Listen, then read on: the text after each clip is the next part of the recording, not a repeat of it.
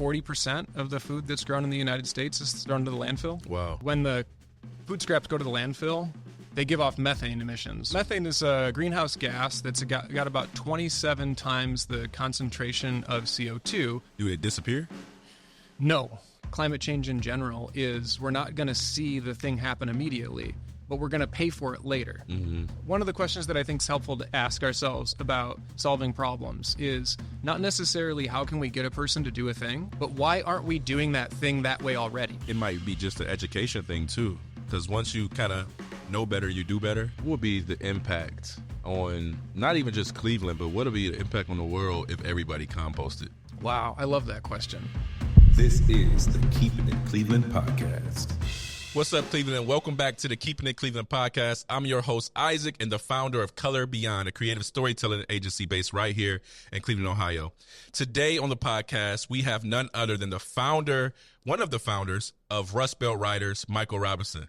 Thank you, Michael, for coming on to the show. Thanks for having me. So, Michael, what is Rust Belt Riders? Yeah, so Rust Belt Riders provides clean, timely, and community-benefiting composting services to residents and to businesses. So whether you're making a big meal at home and you've got the green part of the pineapple top or the potato peels or something like that, we can come to your house and pick those up and compost them for you, or you can bring them to one of our drop-off locations. Or if you're a grocery store or a restaurant or a cafe and you're producing coffee grounds, or you've got a batch of something that comes in that isn't able to be put on the shelf, we've got a service to be able to service those locations as well. It's the commercial services. For those that don't know, what is composting? Yeah, so composting is the process by which we turn organic materials from, say an apple core or a banana peel or something into a substrate that you can grow crops in, that you can plant your seed starts in, that you can apply to your lawn. And what sets compost aside from dirt, for example, would be the fact that it's alive. So compost is thriving with beneficial soil microorganisms. So in a way, you can think about it like an inoculant for introducing beneficial soil microorganisms to your houseplants or to the seed blocks that you're using to start your seeds for the crops for the season. And what are the use cases for composting? Oh, okay. Yeah, that's good. So we like to think about it as a vehicle for introducing beneficial soil biology. That goes back to it's alive. Mm-hmm. Like it's alive. We've got a microscope in the lab upstairs. Mm-hmm. And so we do an analysis to confirm that we have the beneficial soil microorganisms that we're working to introduce to those plant systems. Mm-hmm. And so you could use it for any place you're trying to introduce good, healthy soil microbiology. That could be broad acre application, like just spreading it acres at a time to the topsoil. We call it like top dressing. It's just putting some on top to be able to introduce that biology, on that scale. Mm-hmm. Or you can use it to boost up a cannabis blend because of the way that the soil ecosystem works, so that those microorganisms are continuously making plant-available nutrients for the plants out of the sand, silt, and clay that they're living in, instead of having to reapply that in the form of a liquid fertilizer or something over and over. I've talked several times about the importance of that beneficial soil biology, right? So, why is that important? And when we talk about the conventional agriculture, we've got a plant in the sand, silt, or clay, or whatever that dead media is. Mm-hmm. And we have to add the liquid to it, and then the plants take the nutrients that they need out of that liquid. Mm-hmm. But that's not a regenerative system. We have to keep adding that every time because that soil isn't alive. Mm-hmm. Okay. So that's why that's why the living element keeps coming up, is because when you introduce living organisms, beneficial soil microorganisms to that system, they actually are able to turn the dead sand, silt, or clay into nutrients that the plants can uptake. So I remember growing up, you learn you put the plant in the soil, the plant grows in the dirt, and then it somehow is able to get the nutrients it needs from the dirt. And it's a bit more complicated than that, because if there isn't life in that dirt soil, then once it takes the nutrients that are available, they're all gone. Those soil blend organisms, those microorganisms, are continuously replenishing the soil with nutrients that the plant can actually take up, because they're locked up in the sand, silt, and clay. They can't get access to them. So where did the life come from that's in this new soil if it's not there already? Yeah. Yeah, that's a really great question. So the question makes me think of like wild fermentation. So the biology, it's in the air. Mm-hmm. It's on the fruit already.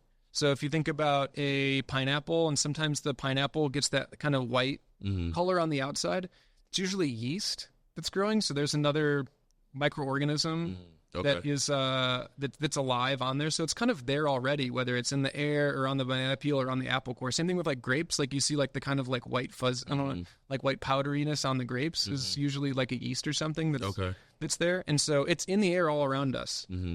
Yeah. So the action of composting, take all of those alive organisms and like kind of contain them in one place. And then let's say in this example, we turn it to soil and then we feed our plants with it. And it's better for our plants. Yeah, for sure. When we're composting stuff, the main goal there, the reason we want to have the right carbon to nitrogen ratio, the reason it needs oxygen is because the organisms that are beneficial for the soils and the organisms that break down the banana peel and the apple core need oxygen. Makes sense. They need water. They need that carbon to nitrogen ratio. And so what we're doing when we're composting is facilitating an environment that allows those organisms to thrive and not the bad organisms. So we're really, I mean, you could think about it in terms of livestock farming, tiny livestock. We're farming microorganisms to break down the stuff stress. we don't see. Yeah, exactly. Yeah. Exactly. It's about cultivating an environment that allows them to thrive. And then what we're left with is a combination of them and a really, great tilth soil, great compost that has plant available nutrients in it, but more importantly, has beneficial soil microorganisms to be able to introduce them. So you have a cycle now instead of having to apply it constantly every year. The main resource of composting, like what are you using? What are you actually composting? Yeah, so we're composting food scraps. Okay. Yeah, we focus on rescuing food scraps from the landfill. We work with businesses, residents to compost the food scraps that are generated either at a grocery store or at a coffee shop or at somebody's home. Okay. Then what got you into wanting to do this specifically? Yeah. So I think for us it was a combination of things. It's a solution to a handful of kind of ridiculous problems that I think really shouldn't exist. Those being poor soil quality in the community gardens that we were working in and soil quality in general on farmland, given how typically the crops are grown using conventional farming methods. When the food scraps go to the landfill, they give off methane emissions. What's methane? So methane is a greenhouse gas that's got about 27 times the concentration of CO2, which is meaning that its heat trapping capabilities are much more than CO2. So it's a greenhouse gas that's emitted from landfills when food scraps go to the landfill, and they don't have access to oxygen when they're breaking down. So you think about like when food scraps go to the landfill, they get piled on and piled on and piled on, and because they don't have access to the oxygen that's in the air, they get stinky and they give off methane. What happens to them? What happens to them once they get piled on? If nobody's doing anything with the food that's in the landfills, do it disappear? No, it's not going to disappear. It's gonna, it will break down in a way, but the process by which it breaks down is very different and has different consequences. Okay. So one of those consequences in a landfill being it gives off methane. But if you think about, say, a leaf that falls from a tree in the forest, and that leaf it might have some other leaves pile on top of it, but it's not going to have, more and more trash piled on it every single day like at a landfill. So it has access to some of the oxygen that's in the air when it falls to the forest floor. And because it has access to oxygen, certain types of beneficial soil microorganisms will be able to thrive. There's a whole ecosystem that's happening on a microscopic level that break that leaf down back into soil, leaf humus, compost, something that has plant available nutrients. And as it does that, it doesn't give off the methane that it would give off if it were in the landfill. So Rust Belt Riders, what's the story behind Rust Belt Riders? What's the story behind the name Rust Belt Riders? And yeah, so we started in 2014. We just celebrated a 10-year anniversary. And when we got going, I mentioned those kind of ridiculous problems that were happening at the same time. Was we've got poor soil quality and food scraps going to the landfill. emitting methane. And we saw it as a high leverage point to be able to decrease the amount of greenhouse gases that are being given off by the landfills, while also creating compost to be able to build soil health at the community gardens, and then ideally in a transition from conventional to regenerative agriculture. And so there was an opportunity to divert those food scraps from the landfill and use them as the resource that they really are in order to solve both of those problems at the same time. So by composting them, there's none of the same methane emissions aren't being emitted from the landfill, and we're creating a compost that's able to build the soil health in order to have everything from increased carbon sequestration into those soils to better and higher yields on crops that are grown in those soils. It was just a high leverage solution to both of those problems. So we got started with about $1,500 and a bike and a bicycle trailer. So that's where the name comes from, Rust Belt Riders. You know, it doesn't really sound like a food scrap hauling company, and it really doesn't sound like a soil blend company. But when we got started, we had a bicycle and a bicycle trailer, and we were hauling the material about 300 pounds at a time on the back of a bicycle trailer from the coffee shop that was creating the coffee grounds to the closest community garden. How did you learn about this? Did you go to school for it? Or was it something like you just self-taught, like, I'm just going to wake up and start composting today? Yeah, so for me, I had a chance to take there's a compost operator education course. Okay. That's down in Worcester at the Ohio Agriculture Research and Development Center through Ohio State. And that was where I learned about composting, but I'm really fortunate to be working with a whole bunch of really awesome, talented people. One of them on our team is Nathan Rutz. He's the director of soils, and he's had a chance to study under some really phenomenal compost site operators, but also microbiologists, soil microbiologists. So, we're a learning organization. Everybody's learning all the time, and my interest, I think, came from being able to have that high leverage solution, and then taking some classes, and it's not a new thing. It's been happening on the forest floor for a long time. And as we talk about composting to some folks that may be, I'm trying to think of like maybe post-war, it just seemed to be a lot more common of a practice, decades ago than it is today. And so there are some people that are older that we talk to, and they say, "Oh, I've known all about that. We did that growing up," or my grandmother did that, and that was just what they did with their apple cores. We didn't think anything of it. It was something normal that they did. Yeah. So the materials end of it, turning the pile and mixing and stuff like that is relatively straightforward. But then if you really want to get into the details of the biology and operations of a scaled facility or scaled operation, there's a lot to be learned there as well. So what I'm thinking about when I hear you speak is that when I throw my trash away, because unfortunately I don't know, but I'm learning about composting now. Yeah. But when I'm throwing my trash away, it's not actually just going away. It's going somewhere. Yeah. Can you talk a little bit about that? Unfortunately, the way things are designed right now and a more general structure of how material flows are set up in our society is more of a kind of linear thinking. So things come from a place that we're not totally certain of. We can go to the store and we can buy them from the store, but we don't know a ton about what happened to that stuff before it got to the store and where it came from and how it got there. And then similarly, we then use it, and when we throw it out, we have the convenience of the trash system, and then it goes to the landfill. And then it's not our problem anymore, right? Is kind of the linear thinking approach or perspective to it. If we dust some of those things off, like we all know that came from somewhere and that it needs to go somewhere afterwards. There is no away is something that we say. So the food scrap, the, plastic, the wood, anything, it's all going to go somewhere after we toss it out, and it'll go to the landfill if it's, not recycled or composted.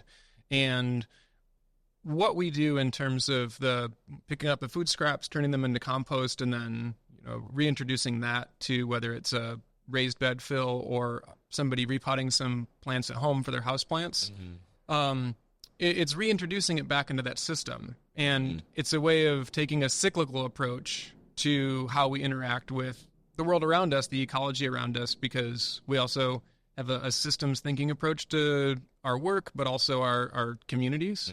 And so all of these things are connected.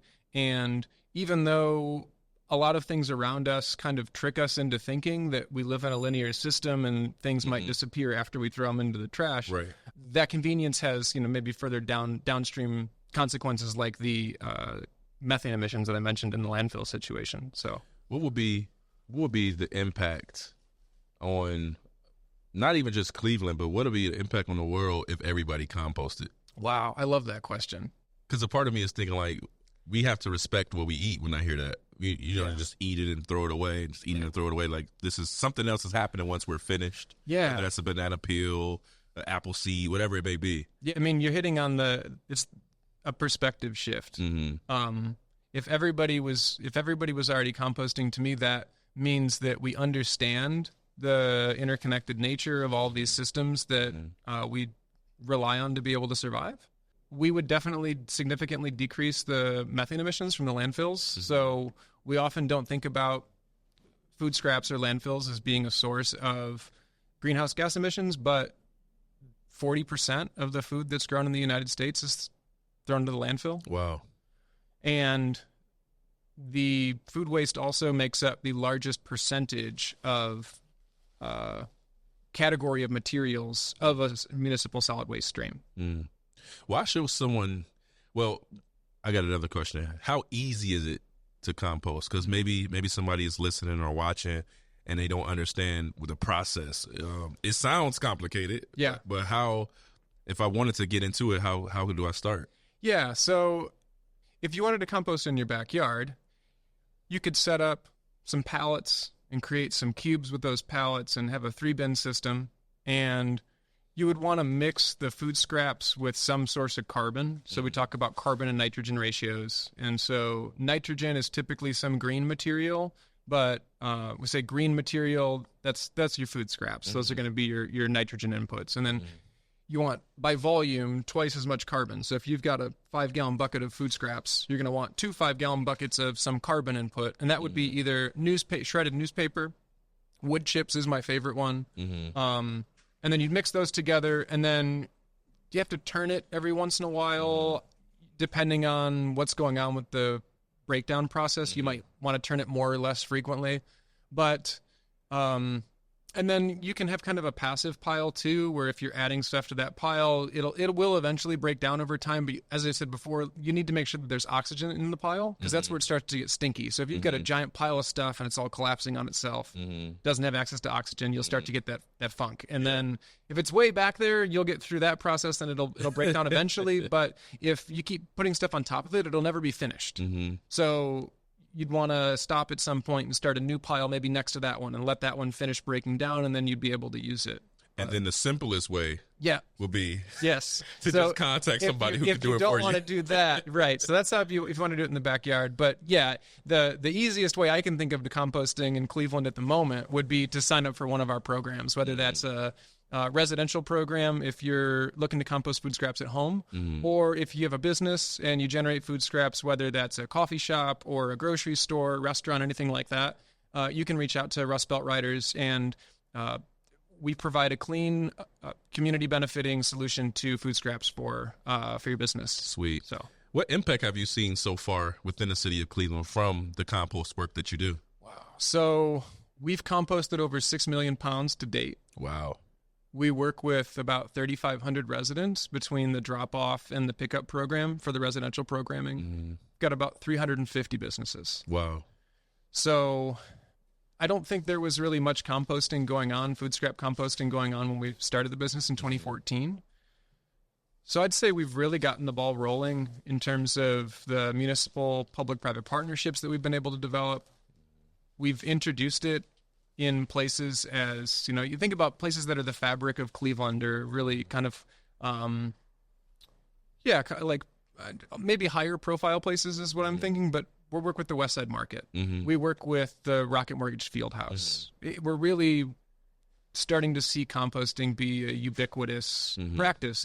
It should be part of how we're taking care of the resources that we have, and seeing it happen to places like that really feel like the needle's moving in a positive direction in terms of adoption and it becoming more kind of commonplace, as opposed to some, thing that only happens on the coasts or something like that. Yeah, and I think it might be just an education thing too, because once you kind of know better, you do better type of thing. Like once I'm hearing, I'm like, okay, why am I not doing that?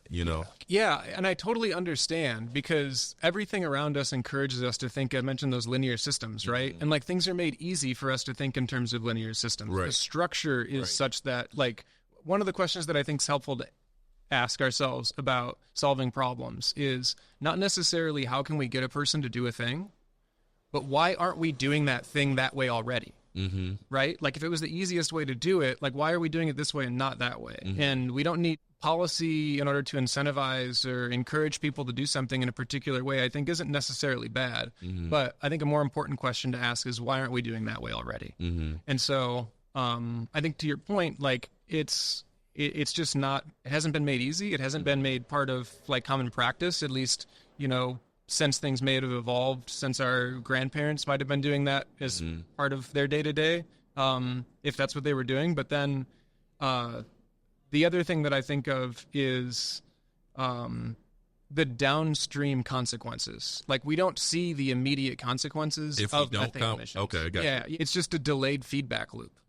So it's like, I think all, like, climate change in general is, we're not going to see the thing happen immediately, but we're going to pay for it later. And because those costs that we're going to pay for later aren't baked into the cost of doing the thing the wrong way today, we can get away with it for now because we don't experience the consequences right away. So when we first met, you told me a story, and usually everybody have one. It's something that sparks an idea, whether it's trauma, you know, and maybe this situation is kind of a trauma, a sort of trauma. But you told me a story about a friend of yours who worked at a stadium, and they seen how much food that was wasted, hot dogs, hamburgers, chicken, whatever it may be. And they wondered, you know, about the respect for the animals, if I'm not mistaken, and how, you know, we kill the animals, we eat the animals just for them to end up in the trash and not touched. Yeah. So that was another one of the co-founding worker owners of the business was Nathan Rutz. And you know, the story was something like, I remember him having a long day of picking up 64-gallon bins of food scraps in the back of the truck. And he was at the Rocket Mortgage Field House. And he was pulling this can into the back of the truck, and it was filled with, I think, like, hot dogs and nacho cheese. And I think, especially for Nathan, the work that we do is really connected to a spirituality for him as well. And so he was sharing how he was thinking about the animals that were, you know, raised in order to make the hot dogs. And we have this, and this is just part of the work that we encounter regularly, is you're hauling 200 pounds of hot dogs, thinking about an animal that was raised on a concrete feed lot in horrible conditions, only to be slaughtered and then turned into a hot dog that goes to a stadium that doesn't even get eaten. And at that point, the very least we could do in honoring that animal is, instead of, you know, the abomination continues if we were to just throw that hot dog in the landfill, where it then exacerbates climate change. And so the very least we can do at that point is to be able to keep the hot dog or that animal or that resource in the natural systems that are life-giving, instead of a system that is contributing towards death. And that makes me think about a quote that you shared with me. You felt like that you were between life, death, and regeneration. Yeah. Or am I butchering it? Yeah, no, I think that's right. I mean, the work that we do is right at that point, right? It's that overlap of life, death, and then building regenerative systems. One of the things we talk about are the idea of being prefigurative. So, like, we're going to start to build a new world in the shell of the old world. And we acknowledge that the way things are going currently can't continue. And we're going to do our best to experiment and live an example of what a world with a livable future looks like. And by creating these types of regenerative systems and reframing things in terms of interconnection and cycles instead of lines that have starts and ends, we like to think that we're doing that work at the intersection of life, death, and building systems of regeneration. You know how people don't really care about what's affecting them if they don't know? You get what I'm saying? Composting can be one of those things. Sure. It's like, okay, I don't know about it. Nobody, so it's not really affecting me because I don't know about it. Yeah. But that's not true. Yeah. So in what ways is it affecting people, even though they may not know? Yeah. Oh, love it. So one thing that comes to mind is, and I think this goes back to that theme of interconnection, is we're going to take a step past composting first, or like something that's connected to composting to answer the question, and then we'll bring it back to composting. Okay. So I think of the algae blooms in Lake Erie and the way that, so you have these big swaths of algae that are growing on the lake that are messing with the ecosystem. Okay. And one of the contributing factors to that is runoff from the fertilizers used in conventional agriculture. Okay. So conventional agriculture at the moment is we have like a dead substrate, the medium in which those crops are grown, and we introduce a fertilizer, liquid fertilizer to those. They're able to grow, and then we just keep applying the fertilizer year after year. Not all the fertilizer is absorbed into the sand, silt, or clay, and not all the fertilizer is used by the plant. So when it rains, it runs off into the lake, the composition of the lake, biologically, chemically, and now we have other problems that are, I would say, in this instance, maybe figuratively and literally downstream effects of using that type of agriculture.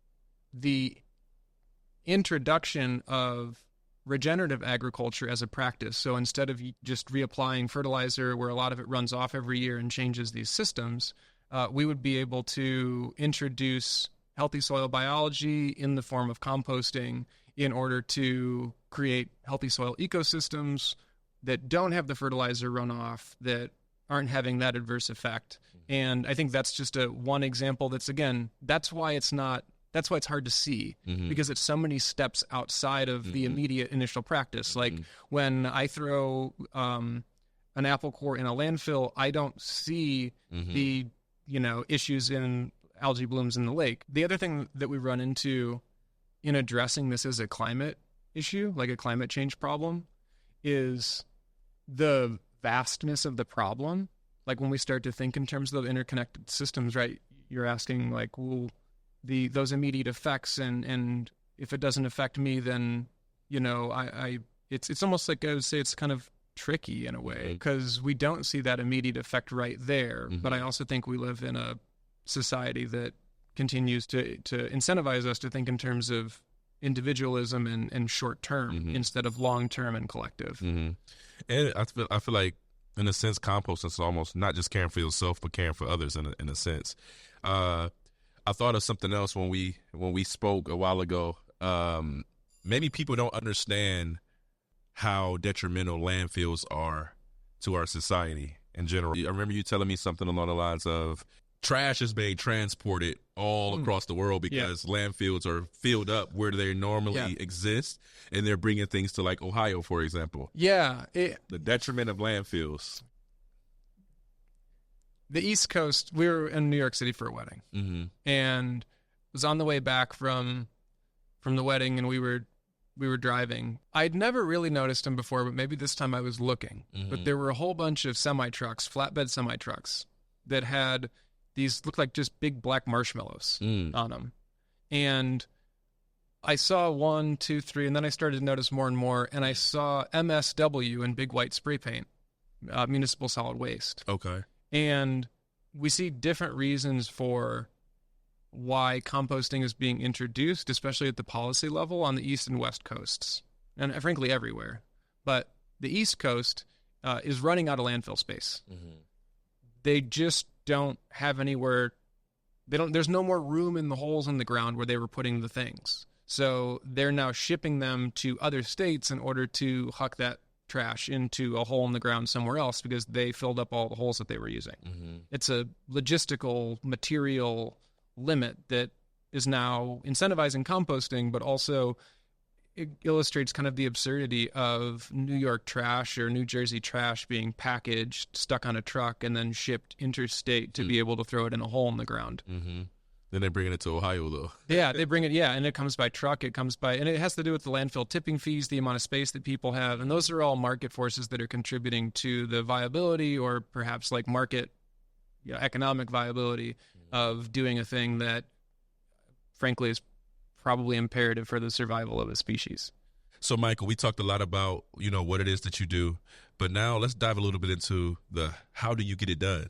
Yeah. So from the very beginning, the business was organized in order to facilitate shared power in decision making, and aspired to be owned and run by the people that work there. Okay. So originally there were just two of us, and we had a 50-50 split in the LLC.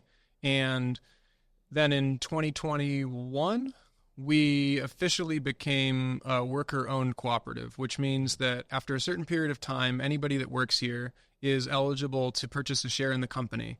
And there's, everybody has an opportunity for ownership, to vote on members of the board. And then we also have a system of workplace democracy or shared decision-making that seeks to empower people to be able to participate in decisions that directly affect them and their work.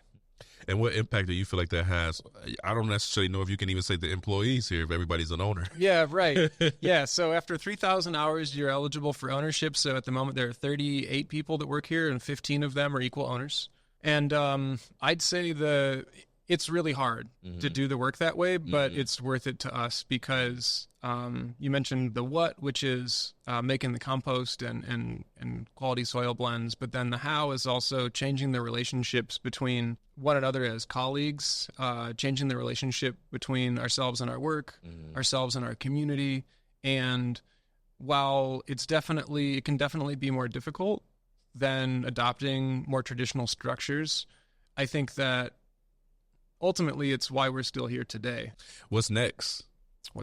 Yeah. We are really excited to roll out we partnered with the city of Cleveland on a USDA grant that we received, or that the city received recently. And so we're really excited to expand the drop-off programs that we have. And now, what's the drop-off program? Explain that. Yeah, so for the residential services, there are two different types of programs. One will come to your house and pick up a 5-gallon bucket from your house and swap it for a clean bucket. So it's just like trash or recycling at home. And then we have another program at a different price point where you can go to we try to do like a park or a library, but a more traffic, like a higher traffic location where people are going anyway. And you can bring your compost or your food scraps to the drop-off location to have them composted. And the USDA grant is going to underwrite introducing that 10 more of those locations to nice, locations. Nice, making it very convenient. So yes, yeah, for sure. Okay, so that's cool. So if you want to get involved and you want to start composting today, they'll just reach out to you, apply to one of your services. They'll receive a bucket. How would that work? Yeah, that's right. So if the residential services, you'll get a bucket, you'll get some emails. Our onboarding team will check in with you.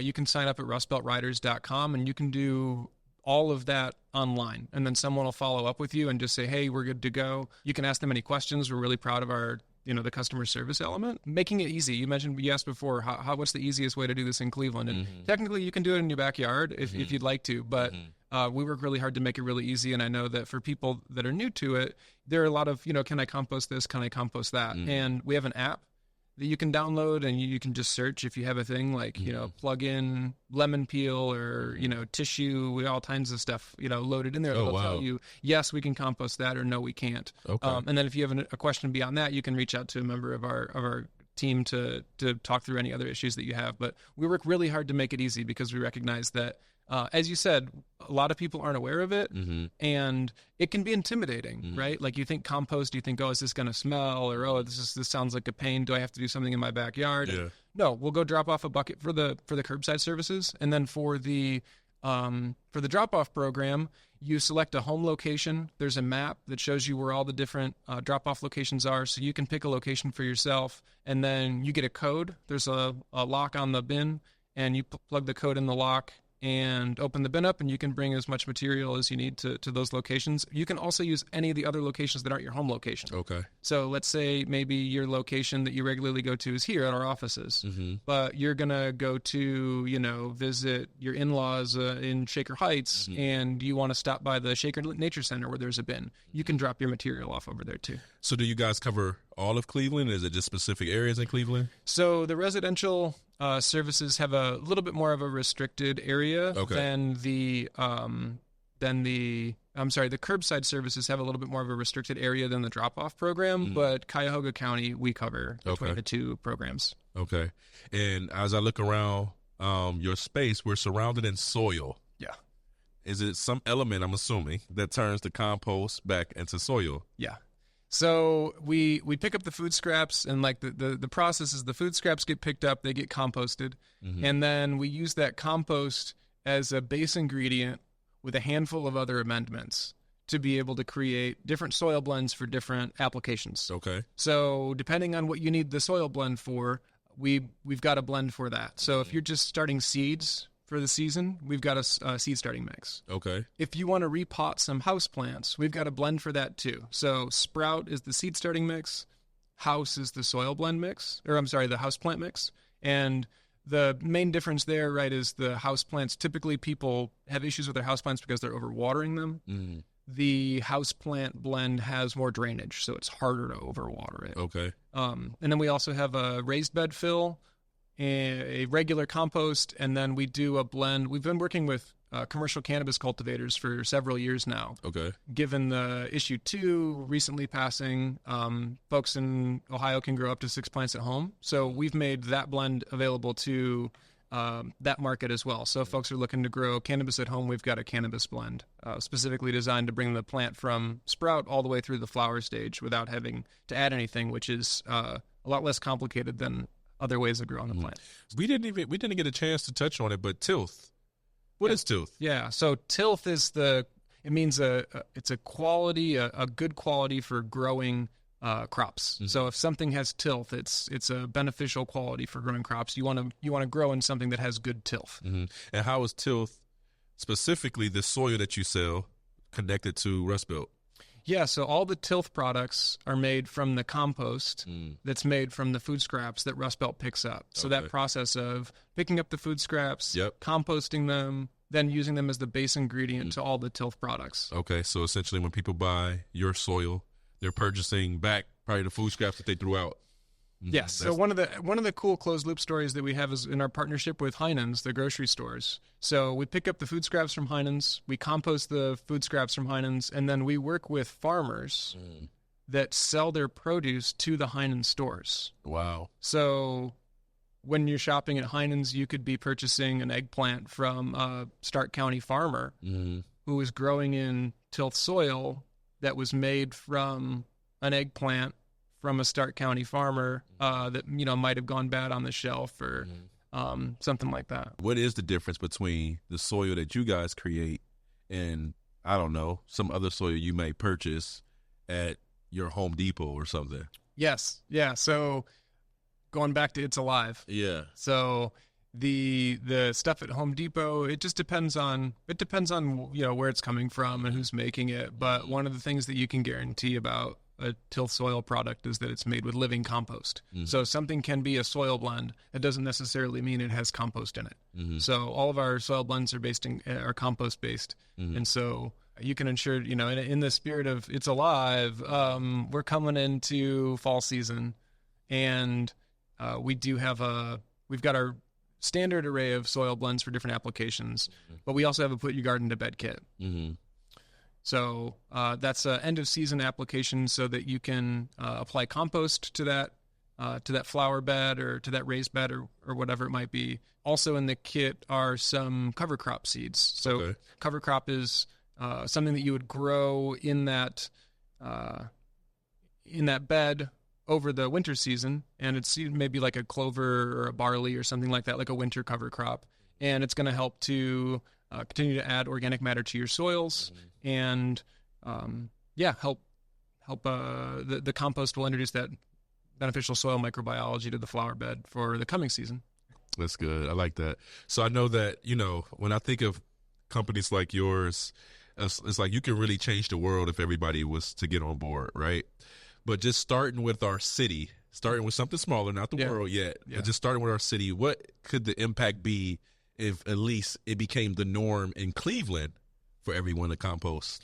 So a vision that we've kicked around is, what could the impact be? Yeah. I'd like to think that we would definitely decrease the methane emissions significantly. We would be helping the city and the county to meet their climate impact goals. So a lot of cities and counties and even states have plans for reducing emissions in order to continue to have a habitable planet. And it would be huge progress towards helping to realize those goals.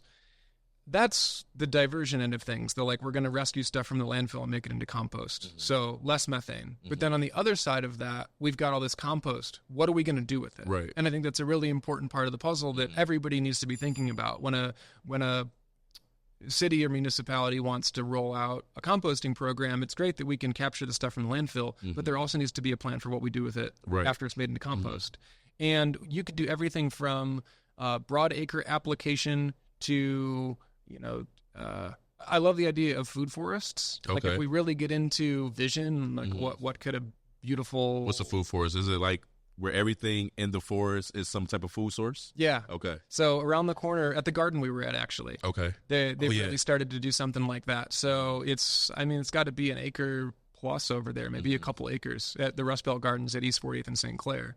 And there's 30 trees over there, and Todd's going to keep planting them, I understand, and eventually you'll have what was formerly a whole vacant lot full of fruit-bearing trees. Yeah, yeah. So that would be, I think, a great use of the compost to build the soils, to be able to have healthy soils for a food forest, or even continue to just, when we're growing things in the ground with compost, we're pulling CO2 out of the atmosphere to grow stuff and then store it back in the soil too. Which you mentioned earlier, people not, like, why isn't this, if this is such a great solution, why isn't this something that's more common or popular? And I think one of the issues, it's not a like sexy tech solution, which feels like it, those types of things, like we're going to spend billions of dollars to build some type of... This is manual labor. It's not high tech stuff. It's actually really old, ancient tech stuff that's using systems that have been around, that have facilitated regenerative systems for a long time. So we're trying to really lean back into that. Where would someone go to get involved, to learn more about Rust Belt Riders and composting, and how can they even, purchase your flower? What is it called? The soil blends? Yeah, the soil blends. Yeah, so if you're interested in composting services, if you want to compost your food scraps, you can go to rustbeltriders.com. And whether you're looking for the residential services or the commercial services, you'll see on the website, you'll be navigated through signing up for either of those programs. So that's how you can get involved in food scrap composting, is rustbeltriders.com. And if you're interested in soil blends, maybe you're putting your flower bed to bed for the season, or your raised beds are wrapped up, you can go to tilthsoil.com and you can order soil blends and compost on the website. We do deliver. We ship by the truckload. So if you're looking for multiple yards, we can send a dump truck out. If you're looking for multiple skids of product, maybe you're a retailer that wants to purchase wholesale and carry it in your independent garden store or something like that, we can ship skids as well. So you can place all those orders on the Tilth Soil website, or you can social media. We're on all the social media as well. You can Rust Belt Riders that way. Yeah, Rust Belt Riders, and then Tilth Soil. So we got two. Rust Belt Riders doesn't really sound like a food scrap collection company, and definitely not a soil blend company. So we split Tilth Soil off as it's a DBA. It's all one company, but we have a different name in order to help things continue to make sense. So. Okay. Well, my last question for you would be, being that the podcast is called Keepin It Cleveland, what does it mean to you to keep it Cleveland? Yeah. So I don't know if we talked about this. I'm a transplant. I know. So so this is like, and I love it here. So keeping it Cleveland, to me, there's, I think, an authenticity of the people that I work with, of the community, and of the city. And we call ourselves Rust Belt Riders because we wanted to own the Rust Belt, as, typically it's used as kind of a disparaging term of like, oh, all the industry's gone and it's rusting, it's not steel belt anymore. But we went with Rust Belt because we wanted to wear that with pride, as a way of saying we love our lake and our river despite its gnarly histories, and we're working hard to rebuild it into a place where we can go, we could go jump in the river on this hot day. I wish we could, but maybe one day in the future. But that authenticity and just, I love it here. Thank you, Will. Thank you, Michael, for being on the show and sharing your story and what composting is for those that didn't know before. And thank you all for listening and tuning in and watching. Make sure to like, subscribe, share, do all of those things. And remember to keep it Cleveland.